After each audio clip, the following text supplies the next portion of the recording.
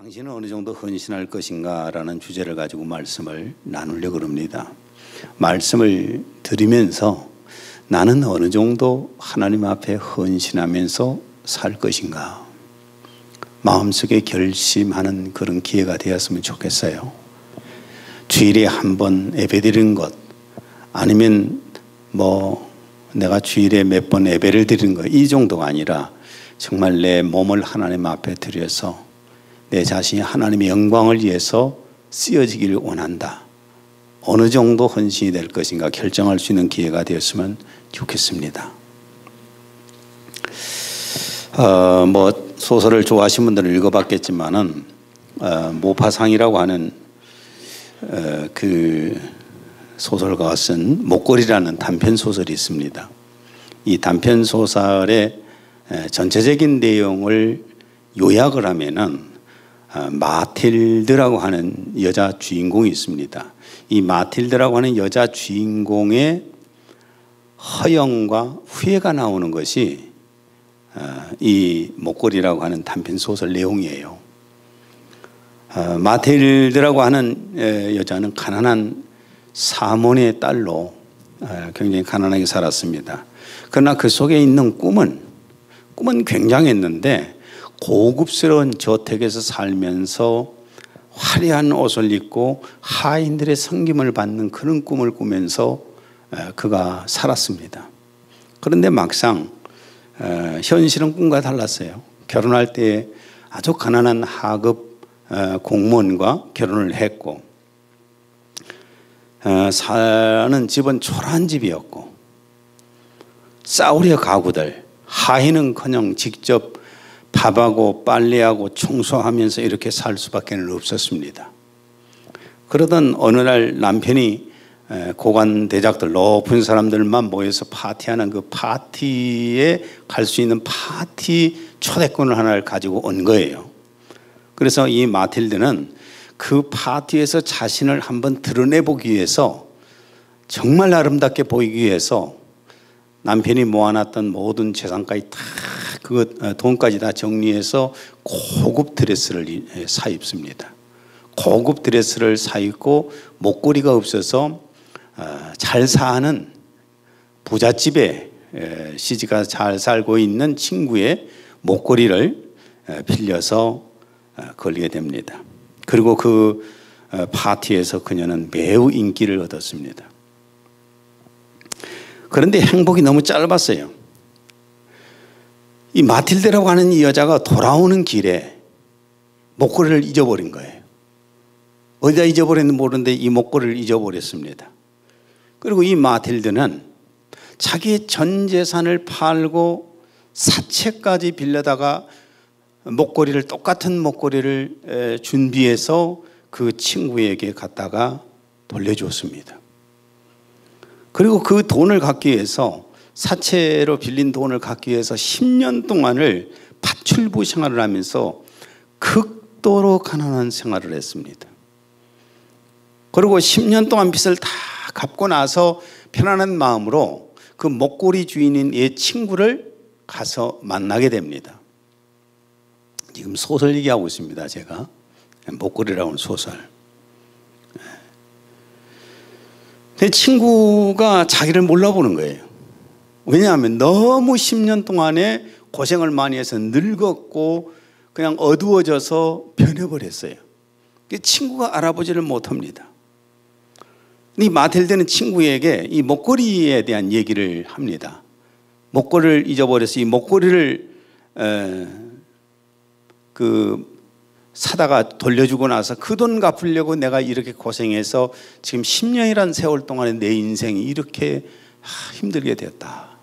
이 얘기를 했더니 그 말을 들은 친구가 깜짝 놀라면서 하는 말이 사실 그때 그 목걸이는 몇 푼 안 되는 싸구려였다.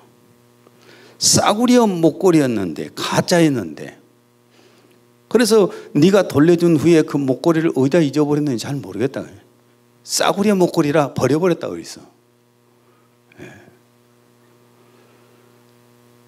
이 마틸드는 이 말을 들었을 때 10년간의 그 억울함, 자신의 낭비된 그 억울함, 불행한 삶, 얼마나 참 힘들었겠어요. 누구를 탓할 수가 없잖아요. 그 친구도 그걸 가짜인데 빌려달라서 빌려줬는데 이 사람은 진짜로 잃어버리고 사왔단 말이에요. 근데 이 친구는 또 그것이 가짜인 줄 알고 아무데나 놓았다가 버려버렸어요. 잊어버리고. 근데 이 가짜 목걸이를 진짜인 줄 알고 진짜로 사다 주면서 빚을 내서 해가지고 그 돈을 갚으려고 10년이라는 세월 동안의 인생을 거기에 투입을 했고, 그래서 어둠으로 꽉 차서 사람들이 알아보지 못할 만큼 늙어버렸단 말이에요. 이 낭비된 시간들, 불행한 삶을 누구 때문인가요?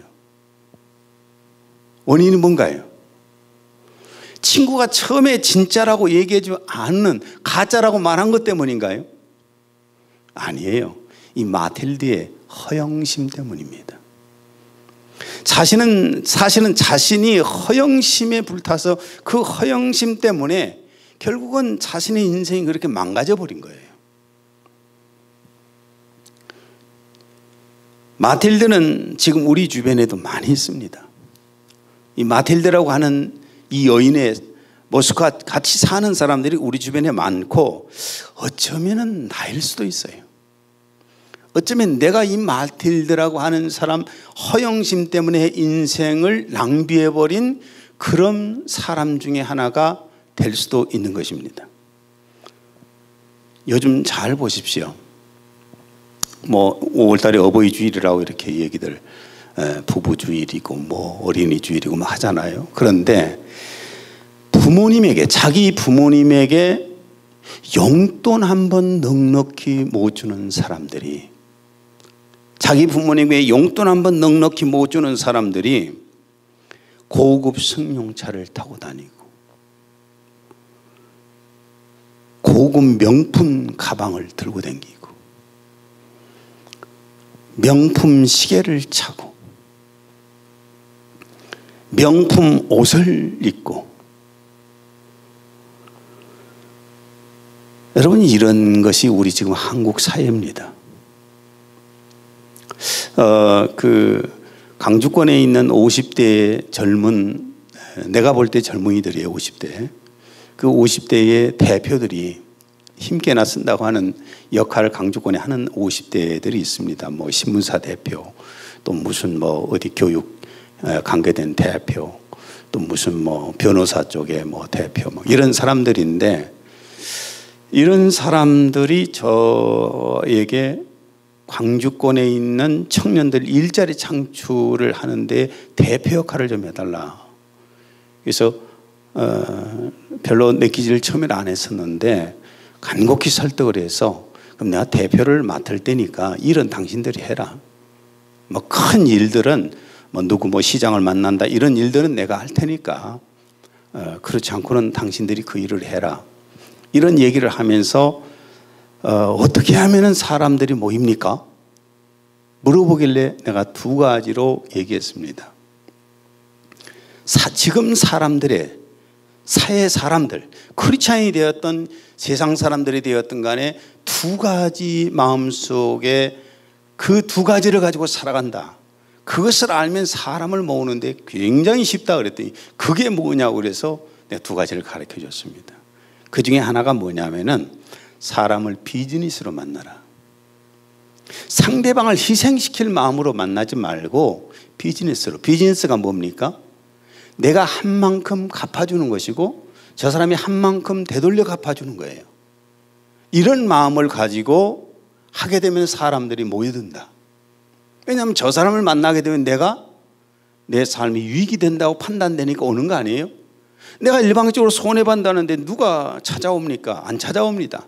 그 다음에 두 번째가 뭐냐 하면은 허세 문화를 알아라. 이 사람이 50밖에 안 되는데 100인 것처럼 해줘라. 그러면 빚을 내서라도 100을 만든다. 이게 지금 한국 사람들 속에 들어있는 거품이고 헛바람이고 허세 문화다. 이 얘기를 했더니 굉장히 큰 신선한 충격을 받더라고요. 이게 지금 사람들의 모습이에요. 허세에 빠져 있어요. 아파트 조금 더 큰 데 살면은 그냥 뭐 자기가 굉장한 것처럼 으쓱하잖아요. 정말 부모님에게 용돈 한 번 제대로 주지 못하는 그런 사람들이 고급 승용차를 타고 다니고 막 명품 백을 들고 다니고 고급 옷을 입고 다니고 이렇게 됩니다. 왜? 내가 척을 해보려고. 있는 척, 높은 척, 많이 배운 척, 이런 척 문화에 이게 허세 문화라고 하는 겁니다. 내가 굉장한 지식이 있는 것처럼 하기 위해서 박사학위를 받고 그렇잖아요. 돈 주고 박사학위도 사고 논문도 표절을 하고. 내가 조대에서 윤리위원회에 있으면서 박사들 논문을 이렇게 심의를 해보니까 별것도 아닌 내용이에요. 사실은 뭐 그런 분들이 보면 기분 나빠할지 모르는데 다 짜집기 해서 만들어가고 끄트머리 조그만 10% 붙여가지고 논문이라고 이렇게 가져와요. 왜 박사를 받으려고 합니까? 허세 문화 아니에요. 엄청나게 큰 저택에서 살라간 이유가 뭡니까? 청소하려면 힘들만한데 허세 때문에. 별것도 아닌 사람들이 뭔 옷을 어마어마하게 비싼 옷들을 입고 허세 문화를 부려요.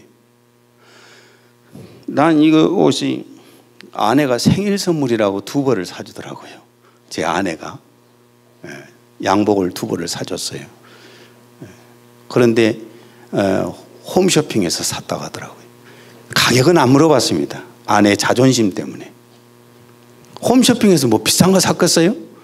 내 아내 배짱에 한 벌에 10만 원 이상 넘는 거 절대 안 사줬을 것 같아요. 자존심 때문에 안 물어봤어. 그냥 입어. 보세요. 멋있잖아요. 안 그래요? 낮에도 입었잖아요. 내가 이걸 입고 갔다고 해서 나를 형편없는 사람으로 취급하지는 않습니다. 내가 저번에도 말씀을 드렸지만 나는 하나님 앞에 예배를 드려 나올 때에는 정말 내가 정정을 하고 나오잖아요. 고급스러운 옷을 입지도 않습니다. 그냥 깨끗하게 입으면 되잖아요. 정결하게 입으면 되잖아요. 그러나 나는 강제 시장을 만나러 가면서도 넥타이 안 합니다.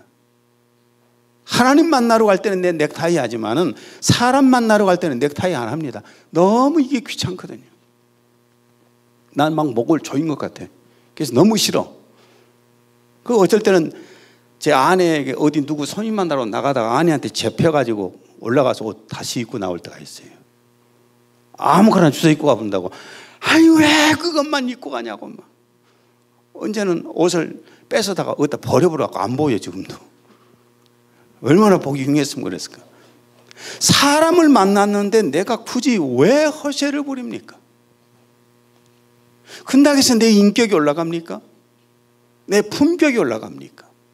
이것이 하나의 허세예요. 그 허세 문화 때문에 지금 사람들은 너무나 범죄를 하고 살아갑니다. 그 허세를 위해서 그것을 살려고 해서는 안 되는 일까지도 서슴없이 하는 허영의 사람들. 뭐 우리나라 우리 강주의 통계만 해도 가정주부들이 노래방에 도우미로 활동하는 사람들이 많다면서요. 뭘 위해서 그러는가? 자녀 교육을 위해서. 여러분 그것은 물론 나쁜 짓만 안 하면 괜찮겠지만은 그 엄마를 쳐다본 자녀들이 정상으로 자라겠습니까?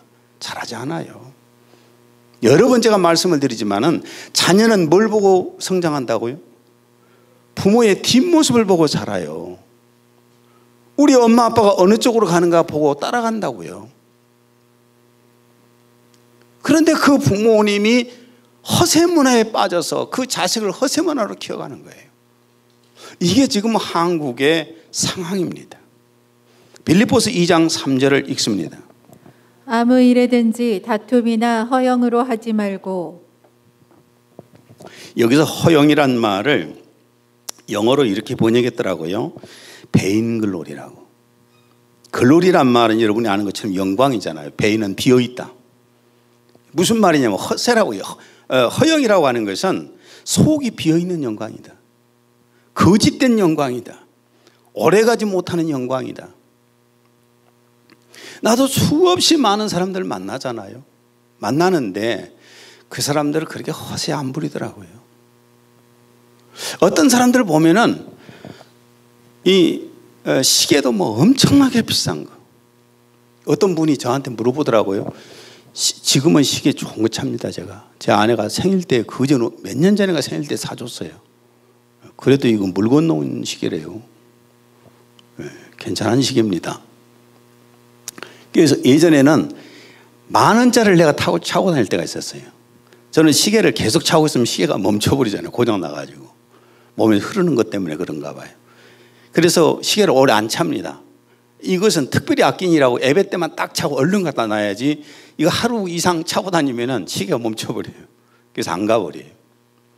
그래서 10,000원짜리를 딱 차고 갔는데 사람들이 뭐라고 한 줄 아십니까? 목사님 시계 좋습니다. 어디 있지냐고 물어보고 그래서 이게 한 500 줬을 거예요. 그렇게 보입니다. 나중에 그랬어요. 10,000원 주고 샀다고. 그러니까 안 믿어요. 뭘 이걸 가지고 그 허풍을 떨고 허세를 부리고 이런 허영을 부리고 그렇게 살아갈 이유가 뭡니까? 내가 만나는 사람들은 그렇게 안 해요. 보니까 뭐 그런 사람도 있지만은 내 주변에 돈 많은 회장들 많이 있잖아요. 늘 뭐 찾아오고 사평에 오는 분들도 우리 집에 이렇게 오는 분들도 굉장히 사회적으로 돈을 많이 가지고 있는 사람들이에요. 근데 그분들 오면은요 항상 무슨 뭐 아무렇게나 꼭 노동달 입고 다니지 그냥 헐렁헐렁 입고 다녀요. 자동차 기사는 따라 있는데 앞에 기사가 오히려 훨씬 멋져요. 탁 넥타이 메고. 근데 뒤에서 나오는 회장은 별 볼 일 없이 옷을 입고 나와. 왜 그런 줄 아십니까?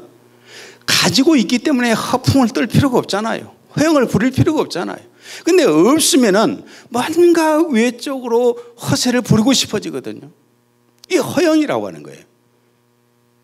비어있는 영광이에요. 거짓된 영광이에요. 이런 것을 우리 크리스찬들이 빠져서는 안 돼요.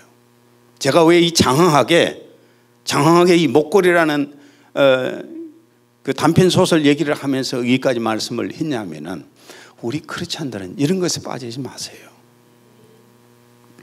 그렇다면 우리는 무엇을 위해서 살아야 할 것인가? 무엇을 위해서 살아야 될 것인가? 우리는 삶의 확실한 어떤 목표를 가지고 살아야 돼요.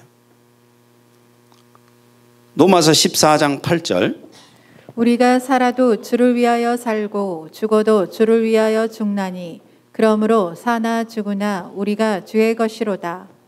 우리가 살아도 주를 위해서 살고 죽어도 주를 위하여서 죽나니 그러므로 사나 죽으나 우리가 주의 것이로다.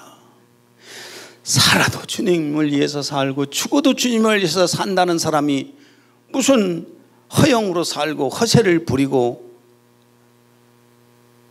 과시하려고 하고 이렇게 해야 할 이유가 뭐가 있습니까?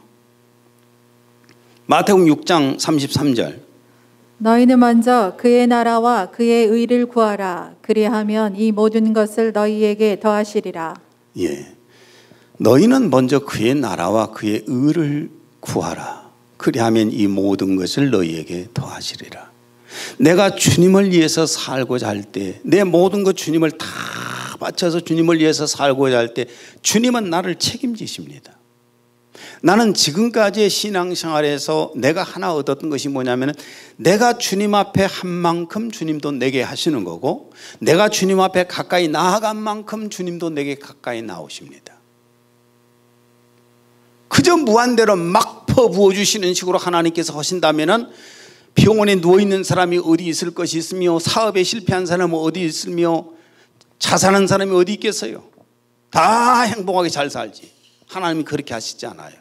내가 하나님을 믿어드린 만큼, 내가 하나님 앞에 나아가는 만큼, 내가 하나님 앞에 드리는 만큼, 내가 하나님 앞에 쓰임받고자 한 만큼 하나님은 다가오셔서 나를 쓰시더라고요. 그리고 나머지 필요한 것은 그냥 채우십니다. 나머지 필요한 것은 내가 주님을 위해서 살고자 할 때에 여러분 재물은 따라와요. 내가 부흥회 때 종종 말씀을 드렸었는데 물질 쫓아다니는 거 답답한 사람들이에요. 돈 쫓아다니는 사람들, 돈 벌어보려고 막 아웅다웅 쫓아다니는 사람, 이 사람 평생 돈이 안 따라옵니다. 돈은 내게 따라와야 되는 거예요. 내가 하고자 하는 일을 할 때에, 주님이 내게 맡겨주신 일들을 해 나갈 때에 돈은 뒤에서 따라온다고요. 자동적으로 따라온다고요. 그럼 내가 쓰고 싶으면 쓰고 말고 싶으면 마음은 되는 거지요. 그런데 그 돈을 쫓아서 평생을 사는 사람들이 돈의 종이잖아요. 얼마나 불쌍해요. 인생을 그렇게 바쳐버리니. 주님을 따라서 주님을 위해서 내 자신을 드리면서 살아가게 되면은 필요한 것들은 다 와요. 뒤에서. 오늘 본문을 보시면은 이스라엘 백성들이 하나님을 떠나서 단을 신을 섬겼습니다. 그럴 때 하나님께서는 이 가나안 왕 야빈을 통해서 이스라엘 백성들을 공격하여 점령하게 했습니다. 이게 징계지요. 사사기 4장 3절.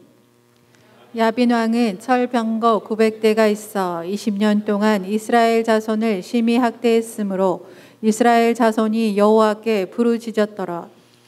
이웃 나라에게 속국이 되어서 고통을 받아 20년을 고통받은 이것이 뭐냐면 하나님을 떠난 죄에 대한 징벌이었습니다. 사사기 4장 4절. 그때 라피도 세안의 여선지자 드보라가 이스라엘의 사사가 되었는데 저들이 하나님 앞에 부르짖고 돌아오니까 하나님께서 그들을 이스라엘 백성들을 구원해 내시려고 여자 선지자 드보라를 사사로 지도자로 세우셨습니다. 그 다음에 드보라는 바락을 군대장으로 세워서 야빈의 군대를 공격합니다. 사사기 4장 7절. 내가 야빈의 군대 장관 시스라와 그의 병거들과 그의 무리를 기손강으로 이끌어 내게 이르게 하고 그를 내 손에 넘겨주리라 하셨느니라. 사사기 4장 15절. 여호와께서 바락 앞에서 시스라와 그의 모든 병거와 그의 온 군대를 칼날로 혼란에 빠지게 하시매 시스라가 병거에서 내려 걸어서 도망한지라. 사사기 4장 24절. 이스라엘 자손의 손이 가나안 왕 야빈을 점점 더 눌러서 마침내 가나안 왕 야빈을 진멸하였더라. 이스라엘 백성들은 드보라라고 하는 사사를 하나님께서 세우셔서 이 가나안 왕으로부터 구원하셔서 해방시켜 주시고 다시 자유와 평화를 누리게 해 주셨습니다. 그때에 선지자 이 드보라하고 그 군대 장관이었던 바락이 부른 승전가가 오늘 여러분이 읽으신 본문 5장입니다. 첫째는 여호와 하나님께서 함께 하셨기 때문에 승리를 할 수 있다고 노래를 합니다. 4절부터 5절까지. 여호와여 주께서 세일에서부터 나오시 땅이 진동하고 하늘이 물을 내리고 구름도 물을 내렸나이다. 산들이 여호와 앞에서 진동하니 저 신의 산도 이스라엘의 하나님 여호와 앞에서 진동하였도다. 하나님이 도우셨기 때문에 이 전쟁에 이겼습니다 하는 그런 내용입니다. 하나님께서 함께 하실 때 어느 전쟁도 승리할 수 있잖아요. 지금도 마찬가지예요. 하나님께서 하실 때에 우리의 삶 전체적으로 영적으로든 물질적으로든 사회생활을 하든 간에 승리할 수가 있습니다. 하나님이 함께 하셔야 승리하는 거예요. 창세기 39장 2절. 여호와께서 요셉과 함께 하심으로 그가 형통한 자가 되어 여호와께서 요셉과 함께 하심으로 그가 형통한 자가 되어. 하나님이 함께 해주니까 형통하는 거예요. 형통하다는 것은 모든 것이 성공적으로 이루어졌다고 말해요. 이번에 사평에 이제 저희 점심 때 초청을 해서 같이 밥을 먹었는데 한 대표가 왔어요. 대표가 왔는데 거기가 대전 옆에 그 이름을 잊어버렸는데 거기에다가 건물을 높은 빌딩을 하나를 지었습니다. 둘이 합자를 해갖고. 그런데 제가 그 대출을 해주려고 거기 대출 문제 때문에 한국은행 본부장을 2번이나 만났었고 농협 쪽도 만나고 그래서 이렇게 이제 건축을 했어요. 그런데 이 중간에 뭔가 잘못돼 가지고 법적 시비도 붙고 시공사하고 그래서 이번에 와서 하는 말이 이제 솔직하게 얘기를 해요. 목사님 이번에 40억 이상 손해를 봤습니다. 거기서 이익을 보면은 내가 좀 갔다가 어려운 사람들 도와주려고 그랬거든요. 그래서 이렇게 막 대출도 해주고 그랬는데 40억이 넘게 손해를 봤어. 목사님 왜 그랬을까요? 그래서 내가 천만에가 그랬어요. 욕심 때문이요. 왜냐하면 거기가 건축하는 도중에 엄청나게 비싸져 버렸어요. 그 시내 한복판의 사거리인데 땅값이 어마어마하게 올라 버렸어요.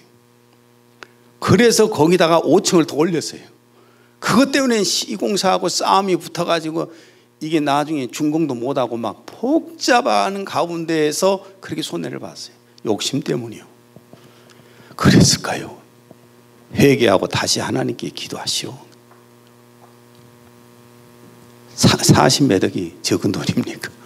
네. 여러분, 하나님이 내 욕심을 가지고 살아갈 때 돕지 않으셔요. 하나님의 영광을 위해서 내가 살고자 할 때에 하나님이 나와 함께 하시면서 나를 도우시는 겁니다.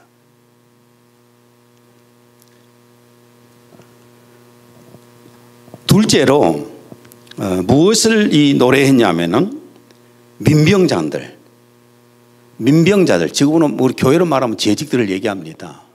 민병장이라면 우리나라에서는 의병이라고 그랬잖아요. 임진왜란 때 각재우 장군이 의병장으로 일어나서 일본군들을 물리쳤잖아요. 그런 것처럼 의병장들을 얘기합니다. 그때는 뭐 군대가 조직되어 있고 왕이 있는 것도 아니기 때문에 드보라가 일어나서 모여라 했더니 곳곳에서 그 민병장들, 의병장들이 백성들과 몰려와서 군대가 되어 준 겁니다. 5장 2절. 이스라엘의 영솔자들이 영솔하였고 백성이 즐거이 헌신하였으니 여호와를 찬송하라. 이렇게 민병장들과 백성들이 헌신을 해줬기 때문에 승리했다고 노래를 합니다. 그들이 다른 일들을 또 제쳐놓고 목숨 바쳐서 나와서 그 전투에 참가를 했기 때문에 이 전쟁을 이길 수가 있었다는 겁니다. 이렇게 헌신하는 민병장들을 보고 드보라가 감동돼서 하나님 앞에 찬양을 하는데 9절. 내 마음이 이스라엘의 방백을 사모함은 그들이 백성 중에서 즐거이 헌신하였음이니 여호와를 찬송하라. 그들이 헌신한 것 때문에 지금 하나님 앞에 감사의 찬양을 하고 있습니다. 여러분, 하나님 앞에 우리가 진정한 헌신을 하고 싶습니까?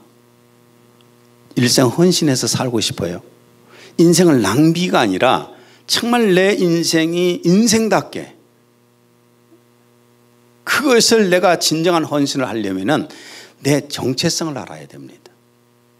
내 정체성을 모르니까 지금 그렇게들 사는 거예요. 첫째는 우리는 하늘 시민권자인 하나님의 자녀들입니다. 빌립보서 3장 19절에서 20절 공동 번역으로 읽습니다.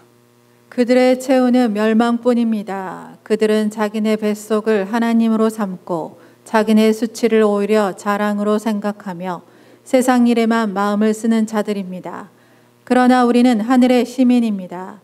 우리는 거기에서 오실 구세주 되시는 주 예수 그리스도를 고대하고 있습니다. 그들의 채우는 멸망입니다. 여러분, 세상에서 성공을 하고 출세를 하고 부자로 살고 뭐 이렇게 살아가는 모든 사람들의 불신자들의 결국은 뭔가요? 죽음으로 끝나는 겁니다. 그리고 지옥으로 떨어지는 겁니다. 그래서 그들의 채우는 멸망뿐이요, 그들은 자기네 뱃속을 하나님으로 삼고 돈을 벌고 명예를 얻고 출세를 하고 이것을 하나님으로 삼고 살아간다고 말해요.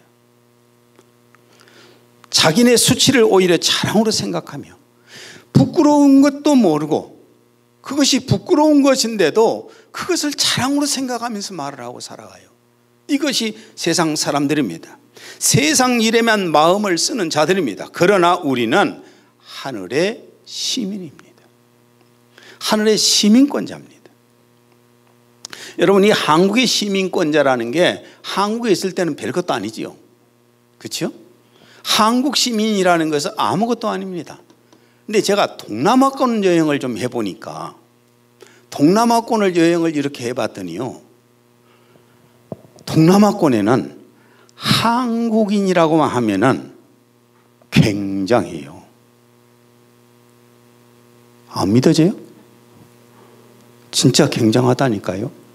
한국에서 왔다고 그러면은 대우가 달라져 버려. 왜? 한국 시민권자라. 우리 이스라엘의 성지 수행을 우리 가족들 갔을 때에도 BTS가 한참 유럽에서 뜨고 있을 때라 한국에서 갔다 가니까 BTS를 내치더라고요. 누가? 굉장히 자랑스럽더라고요. 그런데 보세요. 우리가 지금 이 땅에서 이렇게 살고 있지만 우리는 지금 하늘의 시민권자라니까요. 여기 한국에 살고 있어도 미국의 시민권자들이 또 있잖아요. 박영근 목사님이요.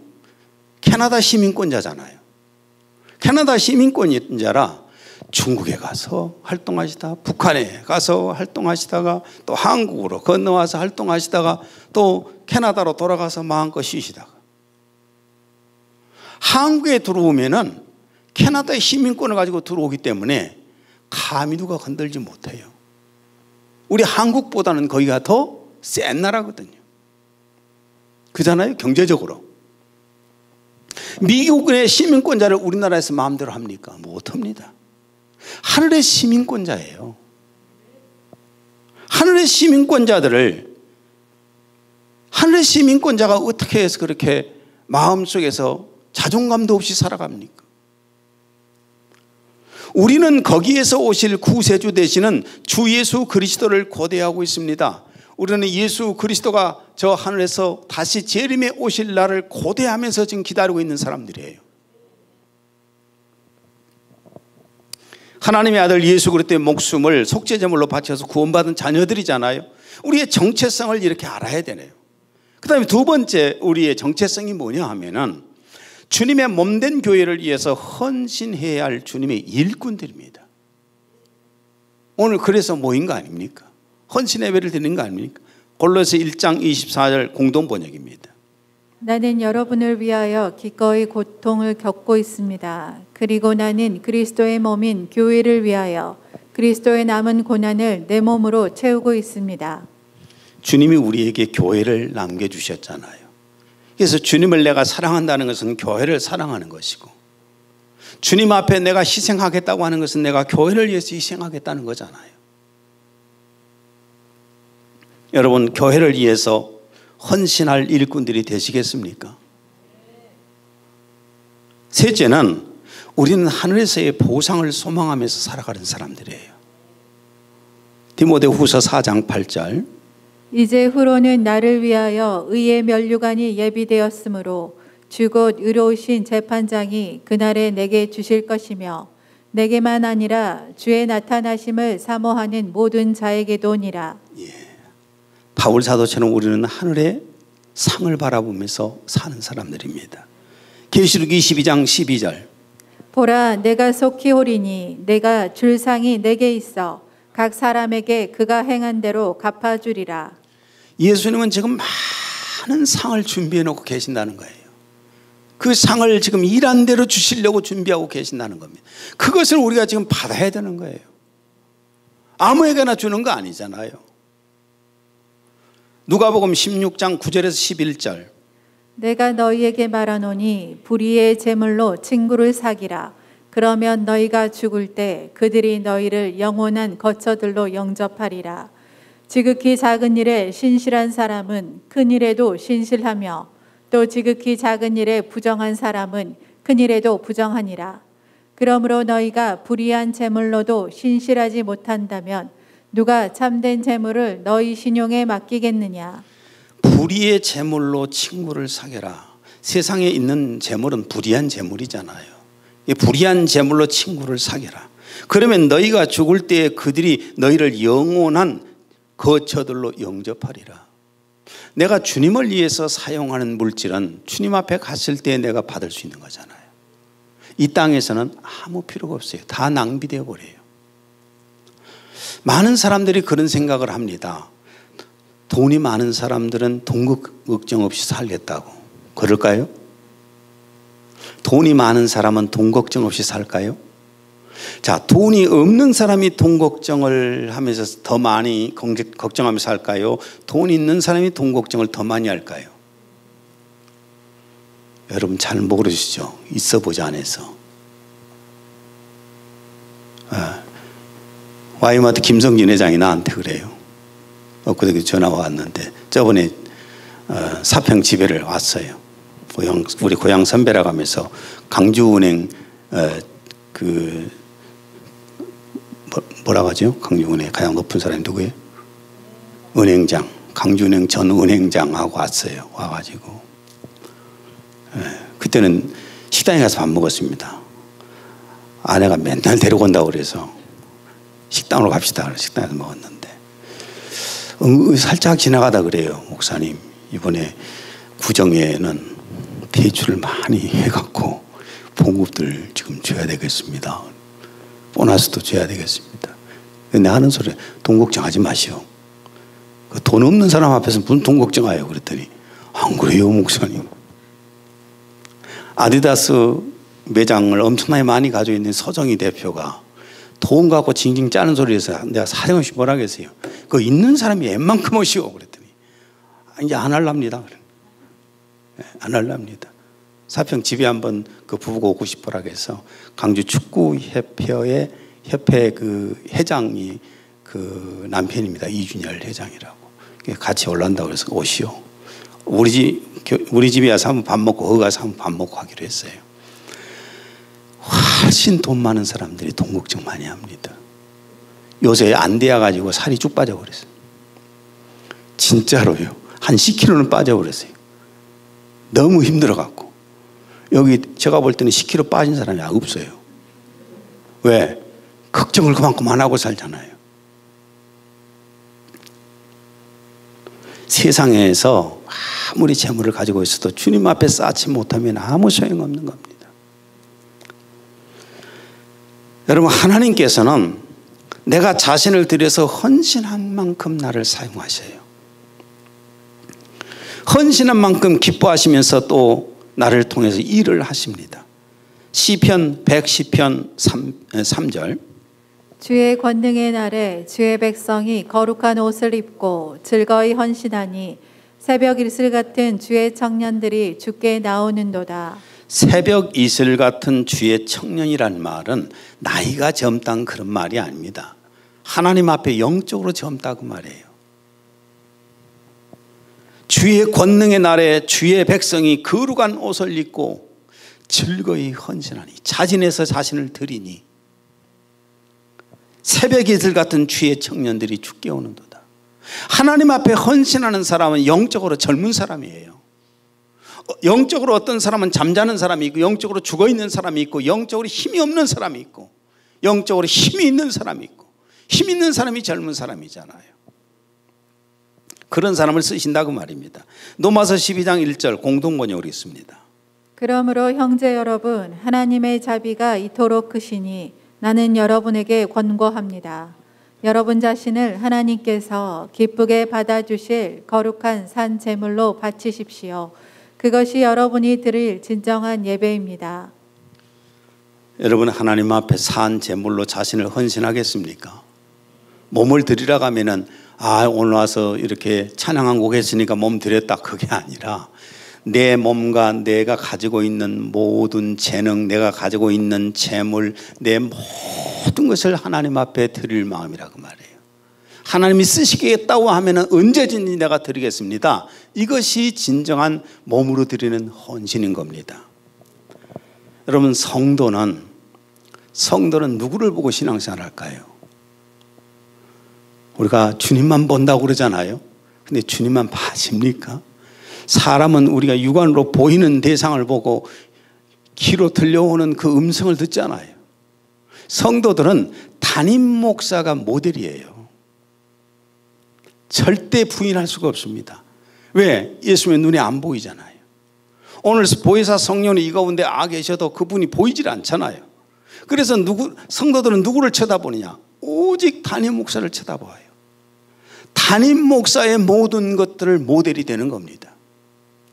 담임 목사가 헌신한 만큼 헌신하고자 하는 마음이 생겨요.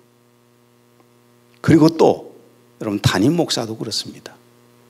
담임 목사도 교회 재직들이 헌신한 만큼 헌신하고 싶어집니다.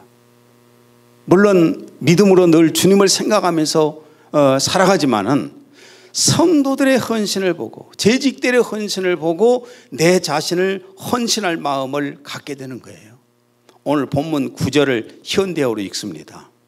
내 마음 이렇듯 기쁠 수 있을까? 이스라엘을 이끄는 민병 대장들이여, 제 몸 돌보지 않고 결에 이스라엘이 쓰러질까 염려스러워 있는 힘 다하여 싸움터로 뛰어나가는 용사들이여, 기뻐 어쩔 줄 모르는 이내 마음 어찌하여 여호와를 드높이지 않으랴.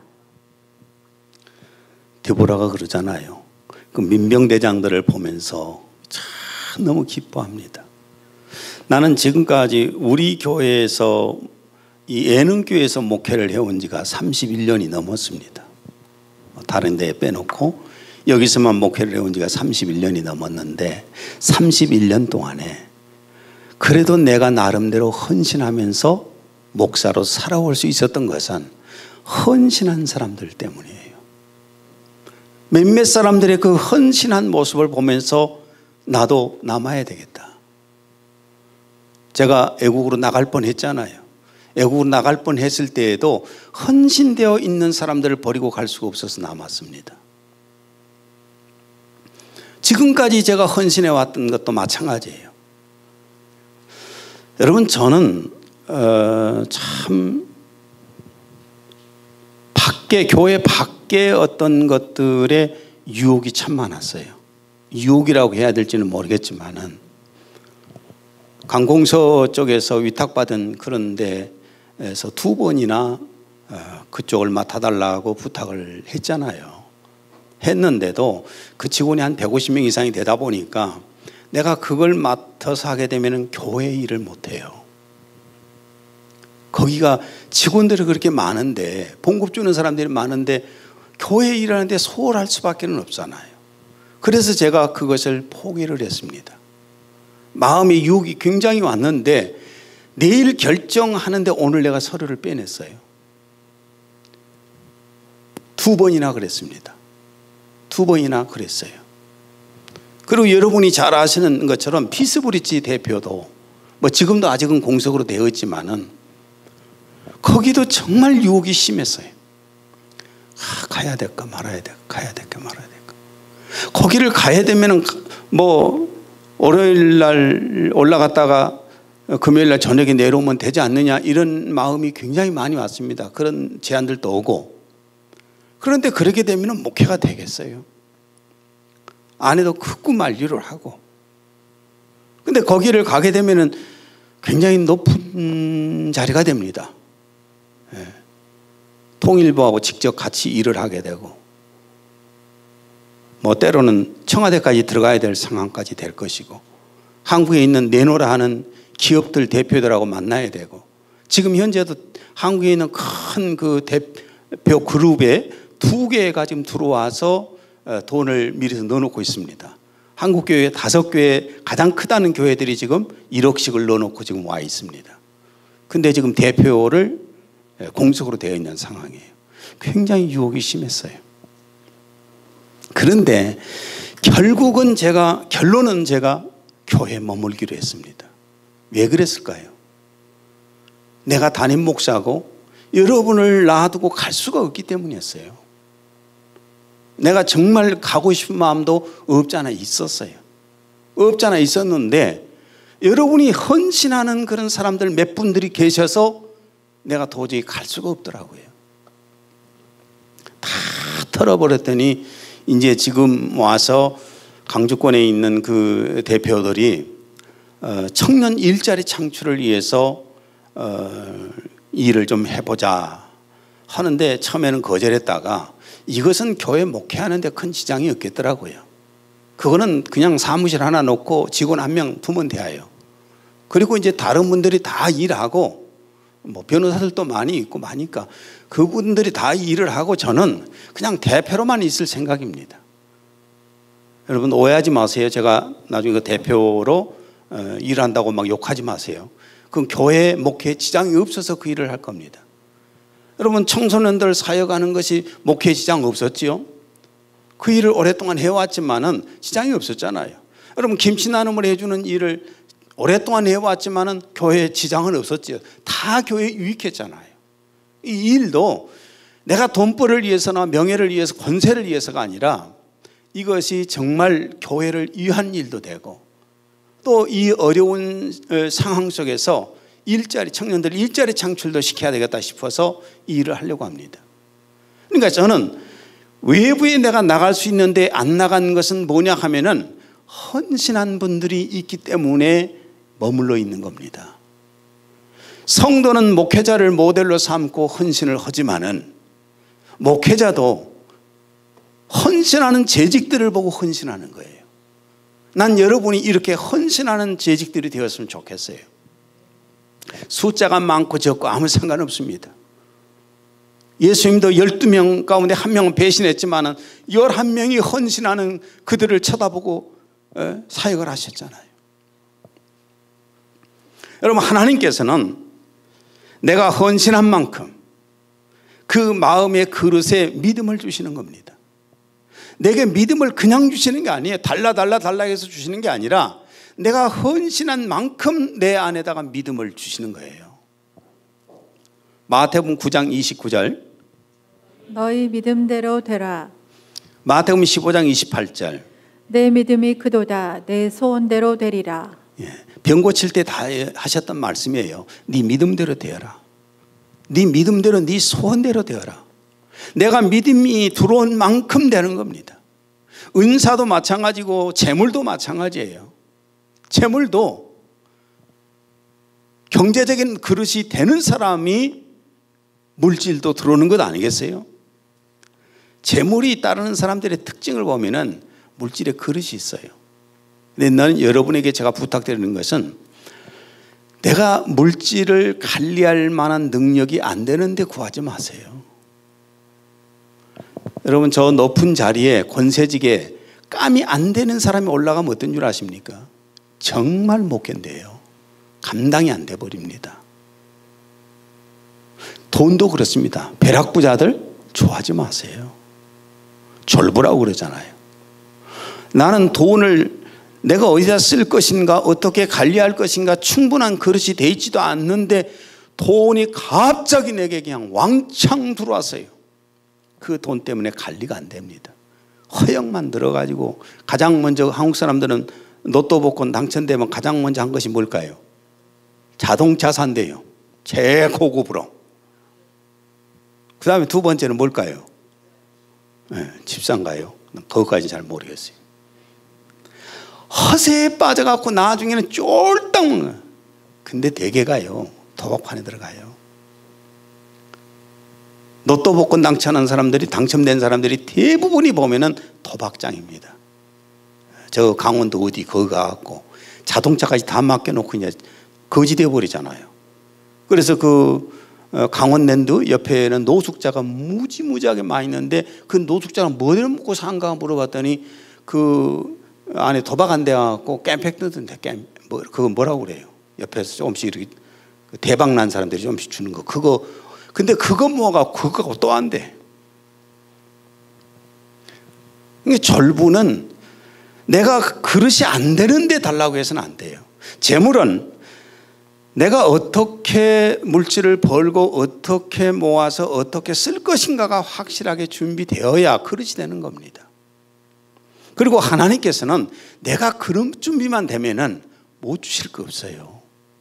못 주실 거 없다니까요. 여러분, 우리 이 교회가 예능교회 여기 올 때 이 지역이 어떤 지역이었습니까? 아시는 분들은 아시잖아요. 버려진 지역이죠. 3, 40년 동안 버려진 지역으로 여기는 다 무당촌이고 여기 아무도 오지 않아서 우리가 지금 건물 세운 자리는 다 버려진 곳들이에요. 폐가예요. 폐가. 아무도 쳐다도 안 본 이런 지역 아닙니까? 이걸 사가지고 하나님께서 살아계셔서 사가지고 우리 건축해서 올라왔습니다. 그런데 그러면서 이쪽에 양림동 사동이 개발이 되었습니다.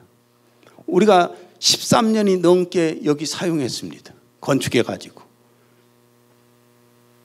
이번에 은행 대출을 하려고 보니까 감정평가를 가서 했는데 감정평가에서 10억을 더 올려놨더라니까요. 감정평가에서 시세제로 팔라간 것이 아니라 감정사들하고 감정평가를 했는데 10억을 더 올려놨어요. 하나님이 주시라고 하면 얼마든지 주셔요. 나도 그동안에 외부에서 나 돈이 많이 생겼잖아요. 많이 생겼습니다. 솔직하게. 많이 생겼어요. 뭐 아디다스를 한 번씩 이렇게 재고를 내보내면은 뭐 20억 이상씩 보통 내보낼 때가 많았으니까, 그리고 거기에 이렇게 두 사람 우리 교회에 있다가 지금은 이제 전주에서 안 오잖아요. 근데 그 사람들이 갖다 이렇게 팔았습니다. 팔고 나한테 조금씩 이렇게 가져왔는데 조금씩 그것도 되고 이것저것 해서 꽤 돼요. 그런데 제가 힘들고 어려울 때 생긴 돈들을 전부 소리 없이 우리 교회 안에 들어갔잖아요. 소리 소문 없이. 이것도 헌신 때문이에요. 만약에 여러분이 저한테 시비나 걸고 막 했으면 내가 짜증나갖고 아마 사임하고 가버렸을 거예요. 아이고 나도 모르겠다고 가버릴 거예요. 근데 여러분이 헌신하니까 같이 헌신된 마음을 갖잖아요. 그리고 물질은 필요한 대로 하나님이 주셔요. 정말 하나님은 내가 그릇 준비만 되면 얼마든지 주십니다. 시편 81편 10절을 읽습니다. 나는 이집트에서 너를 인도해내 주 너의 하나님이라. 내 입을 넓게 벌리라. 내가 내 입을 채우리라. 나는 이집트에서 너를 인도해낸 구원해낸 주 너의 하나님이다. 그 말은 무슨 말씀이에요? 내가 전지전능한 하나님이다 그 말이죠. 내가 전지전능한 하나님이다. 네 입을 넓게 크게 벌려라. 마음의 그릇이 넓어지라 그 말이에요. 내가 네 입을 채우리라. 그런 만큼 하나님이 해주시는 겁니다.